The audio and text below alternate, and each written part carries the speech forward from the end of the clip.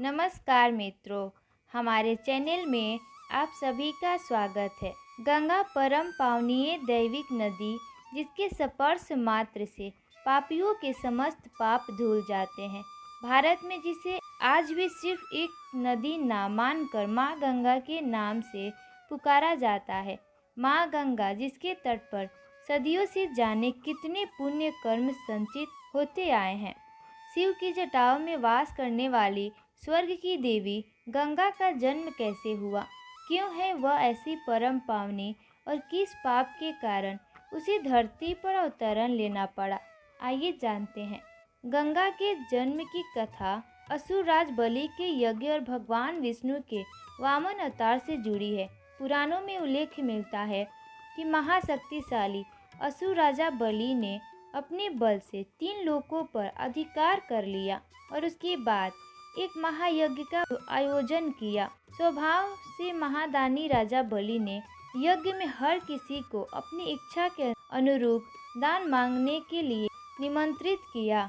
ऐसे में देवताओं के कल्याण के लिए भगवान विष्णु ने वामन अवतार लिया और राजा बलि से अपने तप और ध्यान के लिए 3 पग भूमि की मांग की। बलि द्वारा याचना स्वीकार किए जाने पर उन्होंने महाविराट स्वरूप धारण किया और 2 पगों में पृथ्वी, पाताल और स्वर्ग लोक को नाप लिया।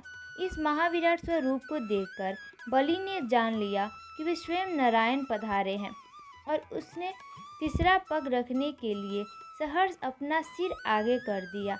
भगवान विष्णु ने उसके सिर पर पग रखकर उसे मोक्ष प्रदान किया।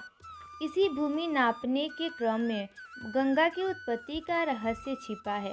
कहा जाता है कि जब भगवान विष्णु ने भूमि नापने के लिए अपना पग स्वर्ग पर रखा, तब ब्रह्मा जी ने उनके पैर धोने के लिए छठ से अपना कमंडल आगे कर थोड़ा सा जल लिया। विष्णु भगवान के पैर के अंगूठे का प्रक्षालन हो सका और उसकी एक बूंद कमंडल से गिरी। उसी कमंडल से एक महान संस्कारी मोहक कन्या प्रकट हुई, वही गंगा थी। गंगा अपने जन्म के साथ ही मधुर गायन और नृत्य का वरदान लेकर आई थी। अपनी नटखट शैतानियों से वह सभी देवों की प्रिय थी। इसी के साथ अपने मधुर नृत्य और गायन से भी वे सबका मन मोह लेती थी।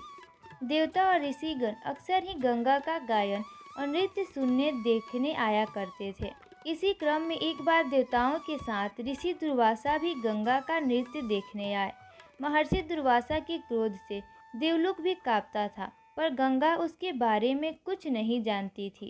काल का युग ऐसा हुआ कि जैसे ही गंगा ने तीव्र और मोहक नृत्य प्रारंभ किया, वैसे ही तेज हवा चलने लगी।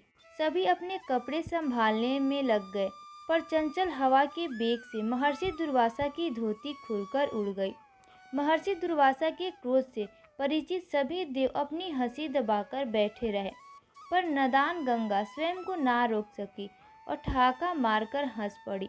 गंगा की हंसी से दुर्वासा का क्रोध सारी सीमाएं लांघ गया। गुस्से में तमतमाते हुए उन्होंने श्राप दिया कि मुझे समस्या में देखकर भी मेरी मदद ना कर हंसने वाली मूर्ख लड़की, तेरा आचरण किसी भी तरह देवलोक के अनुकूल नहीं है। तूने मानवोचित कर्म किया है, जो अब से मानव के बीच ही जाकर रह। तू देवलोक में निवास करने के योग्य नहीं है। अब गंगा को समझ में आया कि इतनी बड़ी भूल हो गई।